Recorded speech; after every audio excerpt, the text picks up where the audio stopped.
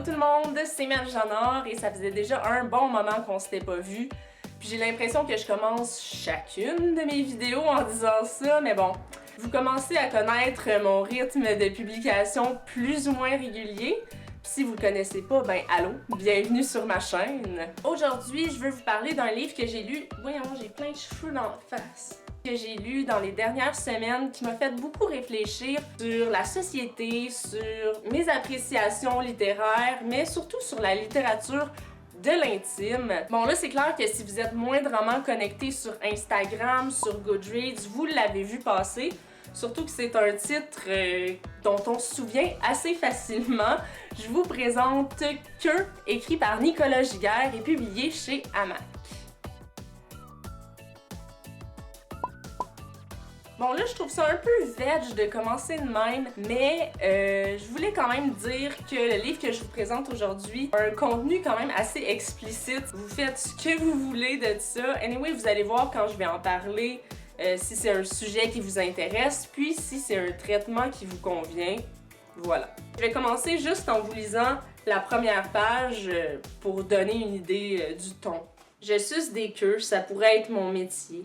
Mais à la place, j'étudie à l'université de Sherbrooke. Ça paraît mieux sur un CV que des futurs employeurs vont probablement crisser au vidange après l'avoir reçu. Avec toutes mes années de scolarité, je peux encore étudier ou espérer avoir une job pas trop chiante, mais juste assez, genre fonctionnaire 9 à 5, des breaks de 15 minutes l'avant-midi et l'après-midi, 1 heure pour dîner.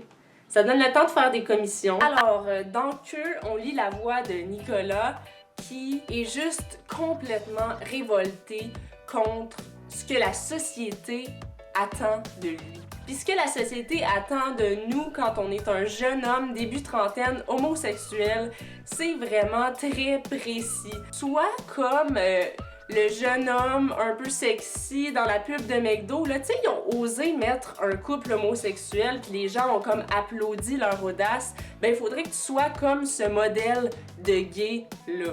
Et dans Que, Nicolas Giguère hurle contre ça, c'est ça du début à la fin, qui est comme un long poème.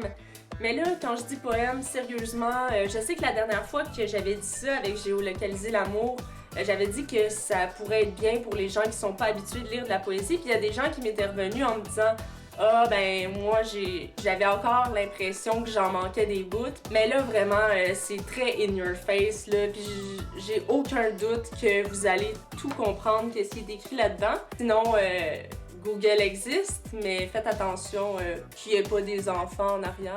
Oui, on parle beaucoup de sexualité là-dedans parce que ça devient un peu la seule chose pour laquelle le personnage se sent utile. Et là, je vais sauter du coq à l'âne, mais j'ai l'impression qu'on n'a pas souvent parlé du sentiment de devoir répondre à un idéal et le fait de pas se sentir à sa place justement dans cette vie-là, dans cette ville-là. Sherbrooke est importante là-dedans parce que, ben moi j'ai étudié à Sherbrooke, j'ai habité à Sherbrooke pendant comme 3-4 ans. La communauté gay à Sherbrooke, c'est pas comme à Montréal, c'est plus tabou, tu sais, il y a pas un village, il y a quelques bars gays. Puis il y a une ambiance un peu spéciale, genre macho, parce que c'est une ville étudiante, puis les gars qui sortent tout en gang, clubbés au... comment ça s'appelle, là, en haut au living. Il y a quelque chose qui a attiré mon attention sur Goodreads, c'est qu'à un moment donné, il y a un gars qui dit qu'il trouvait qu'à certains passages, on sentait que l'auteur voulait provoquer. C'est évidemment que l'auteur veut provoquer parce que il faut que tu gueules pour que les gens portent attention. Puis quand on sent justement que quelque chose a été écrit pour provoquer, ou qu'on est choqué, c'est là que c'est important de se demander mais pourquoi? Donc oui, c'est cru ce livre-là, mais on pouvait pas vraiment faire autrement, je pense, pour bien rendre cette idée-là. Puis là, je vais faire quelque chose que je voulais pas faire au début, mais je vais le comparer avec Géolocaliser l'amour.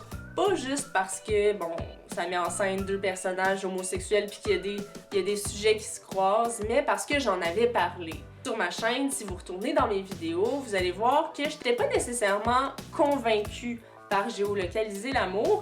Puis là, vous voyez qu'avec Kirsch, comme j'en ai lu 2 pages, puis je savais que j'allais capoter sur ce livre-là. Je sortais, puis j'en parlais à tous mes amis. Mais ça, c'est intéressant parce qu'en lisant Kirsch, j'ai réfléchi aussi à ça, à pourquoi j'ai réagi comme ça. En gros, ce que je dirais, c'est que dans Géolocaliser l'amour, on va retrouver beaucoup de tristesse, du désespoir, mais dans Cœur, c'est vraiment une rage, une violence, comme c'est fucking violent ce livre-là. En terminant, je veux vous dire que je sais que ma vidéo était quand même assez décousue aujourd'hui, mais c'est parce que c'est un livre que je vous recommande de lire, tu sais, qui est juste, c'est dur d'en parler toute seule ici dans mon salon. Puis d'ailleurs, je veux vraiment que vous me laissiez des commentaires si vous l'avez lu, si vous avez l'intention de le lire. Si vous le lisez même des mois plus tard, là, revenez m'en parler sur les réseaux sociaux ou ici. Je vais pas faire comme « Ah, il y a donc ben pas rapport de revenir m'écrire, là. » C'est ça que je veux. Je veux qu'on en jase ensemble. Malgré moi qui me perds un peu dans ce que je dis, j'espère que vous avez apprécié la vidéo. Si oui, laissez-moi un petit thumbs up pour que je le sache. Abonnez-vous à ma chaîne si c'est pas déjà fait en cliquant sur ma petite tronche qui va apparaître dans l'écran pour pas manquer mes prochaines vidéos. D'ici là, n'hésitez pas à venir me parler un peu partout sur les réseaux sociaux. Puis on se dit à la prochaine. Bye!